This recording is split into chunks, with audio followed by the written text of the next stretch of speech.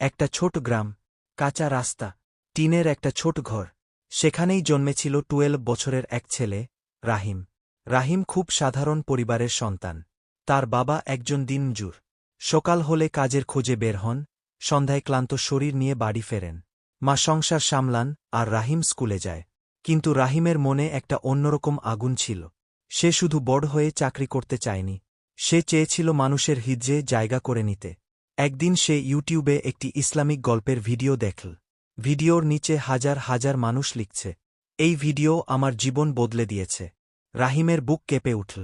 সে মনে মনে বলল, আমি কি একদিন এমন ভিডিও বানাতে পারব যেটা মানুষের জীবন বদলে দেবে?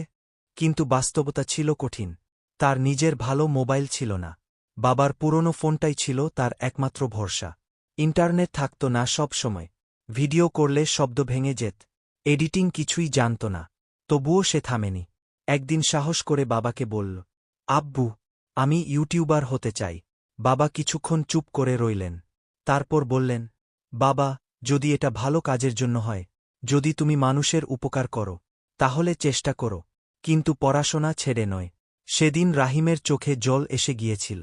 কারণ সে বুঝেছিল তার পাশে পরিবার আছে। এরপর শুরু হল তার সংগ্রাম। সে ফ্রি টিউটোরিয়াল দেখে এডিটিং শিখতে লাগল। ভুল করত, আবার শিখত। রাত জেগে স্ক্রিপ্ট লিখত। ফজরের নামাজ পড়ে দোয়া করত, হে আল্লাহ, যদি এই কাজ আমার জন্য ভালো হয়, তাহলে আমাকে সফল করো।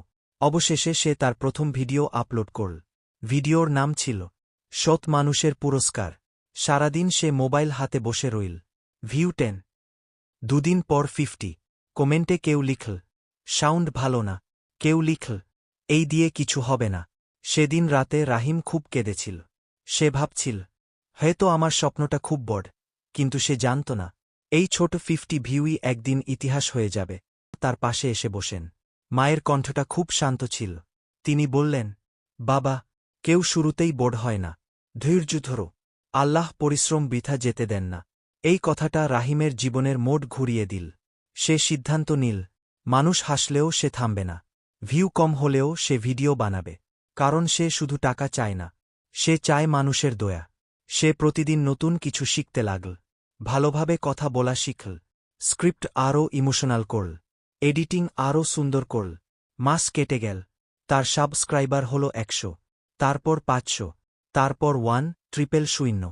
একদিন সে একটি ভিডিও বানাল, মা বাবার দয়ার শক্তি। ভিডিও আপলোড করার কয়েক ঘণ্টা পর হঠাৎ তার ফোনে নোটিফিকেশন আসতে শুরু করল, 1,000,000 ভিউ। রাহিমের হাত কাঁপছিল। মানুষ কমেন্টে লিখছে, এই ভিডিও দেখে আমি আমার মাকে জড়িয়ে ধরেছি। ভাই, আল্লাহ আপনাকে সফল করুন। সেদিন সে সিজদায় পড়ে কেঁদেছিল। কিছু বছর পর তার চ্যানেল লাখ সাবস্ক্রাইবার পার করল। সে নতুন মোবাইল কিনল, বাবার জন্য আরামদায়ক চেয়ার কিনল, মায়ের জন্য সুন্দর একটা শাড়ি। কিন্তু সে কখনো ভুলল না, তার শুরুটা ছিল 10 ভিউ দিয়ে। আজ রাহিম শুধু একজন ইউটিউবার নয়, সে একজন অনুপ্রেরণা। আর এই গল্পটা তোমার জন্য। হয়তো আজ তোমার ভিউ 20, হয়তো মানুষ হাসছে, হয়তো তোমার কাছে ভালো ক্যামেরা নেই। কিন্তু যদি তোমার স্বপ্ন সৎ হয়, যদি তুমি ধারাবাহিক হও, যদি তুমি আল্লাহর উপর ভরসা রাখো, তাহলে একদিন তোমার গল্পও কেউ শুনবে।